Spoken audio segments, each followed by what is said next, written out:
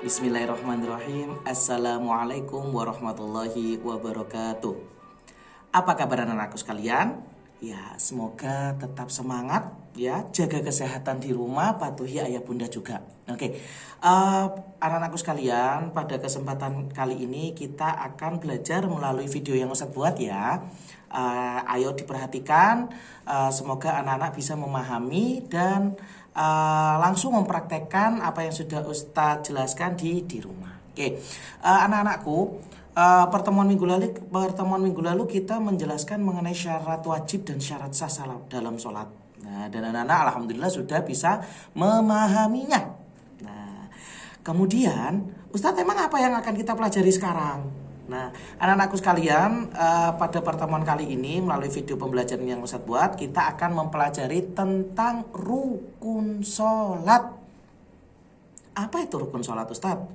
Rukun adalah hal yang harus dikerjakan. Ingat, rukun adalah hal yang harus dikerjakan atau harus ada dalam sholat. Karena kita mempelajari tentang bab sholat, berarti rukun sholatnya harus ada, harus dikerjakan. Ustadz, misal kalau kelupaan atau tidak mengerjakan gimana Ustadz? Loh nak, kalau kelupaan atau tidak dilaksanakan, sholatnya batal. Tetot. Sholatnya batal, tidak sah. Karena apa? Karena rukun itu harus dikerjakan, wajib hukumnya. Kalau semuanya ketinggalan atau terlupa, maka sholatnya nanti batal. Mungkin nanti akan ada pengecualian dilupa. Kalau lupa nanti mungkin ada yang namanya sujud sahwi. Tapi itu nanti. Yang akan kita pelajari sekarang, anak-anak tidak boleh sampai lupa dan juga tidak boleh sampai terlewat. Nah, rukun sholat sendiri itu ada banyak. Ada banyak sekali memang. Nah, tapi nanti Ustadz akan menjelaskan separuh-separuh dulu. Adapun jumlah keseluruhan atau totalnya ya, rukun sholat itu ada 13. Berapa nih? Nah, ada 13. Jadi ada 13 rukun sholat. Nah, tapi itu tidak akan Ustadz jelaskan semuanya hari ini, melainkan nanti Ustadz jelaskan separuh dulu, setengahnya. Berarti sekitar 6 atau 7. Nah, yang pertama, rukun sholat yang pertama itu adalah niat. Benar. Yang pertama pasti niat.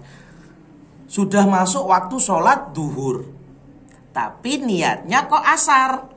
Nah, kalau niatnya tidak sesuai, maka sholatnya juga tidak sah. Apalagi kalau sholatnya langsung Allahu Akbar tanpa ada niat. Nah, ayo kira-kira siapa kalau di rumah masih seperti itu? Sudah karena pingin cepet-cepet main game, langsung Allahu Akbar, nggak ada niat. Nggak boleh ya nak, nggak boleh. Karena kita mengerjakan atau kita melakukan ibadah harus niat terlebih dahulu. Itu yang pertama. Kemudian selanjutnya adalah takbiratul ihram ya. Seperti yang sudah dicontohkan ya sama Ustazah waktu sama di kelas 1 praktek sholat duha. Ada yang namanya takbiratul ihram, mengangkat kedua tangan sesuai dengan daun telinga. Nih jempolnya pas dengan kedua daun telinga. Allahu Akbar. Nah, kemudian pergelangan tangan kiri, ini tangan kirinya Ustadz ya, pergelangan tangan kiri di bawahnya pergelangan tangan kanan. Nah, kemudian pergelangan tangan kiri di atasnya pusar. Nah, harus sesuai. Jadi Allahu Akbar. Yang kedua adalah takbiratul ihram. Kemudian selanjutnya adalah membaca surat Al-Fatihah. Ingat nak, baca Fatihahnya nggak boleh cepet-cepet. Bismillahirrahmanirrahim. Alhamdulillahirobbilalamin. Nah, kayak gitu. Kita kan nggak ngerti sampean baca apa. Bacanya harus pas, harus tertata sesuai dengan makhorijul hurufnya.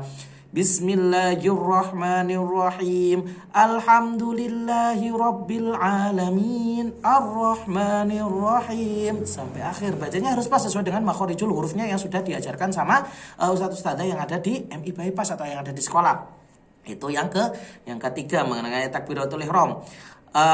Mohon maaf, bukan takbiratul ihram tapi membaca surat Al-Fatihah. Nah, kemudian setelah membaca surat Al-Fatihah, ruku. Ya, melakukan gerakan ruku.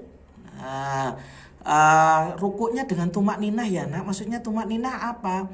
Tumak ninah itu berarti ada jedanya. bukan ada jedanya, maksudnya tidak boleh cepat-cepat. Nah, tumakninah itu artinya tidak boleh cepat-cepat, karena artinya tumakninah sendiri itu artinya tenang atau huduk. Maksudnya nggak boleh cepat-cepat.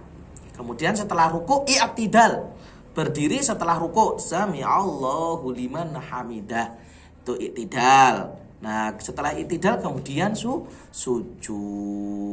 Oke. Mungkin gerakan-gerakan sholatnya nanti bisa dikirimkan melalui video yang terpisah ya nak. Nanti biar Saman lihat tata cara bagaimana sujud yang benar, rukuk yang benar, kemudian i'tidal yang benar bagaimana. Oke.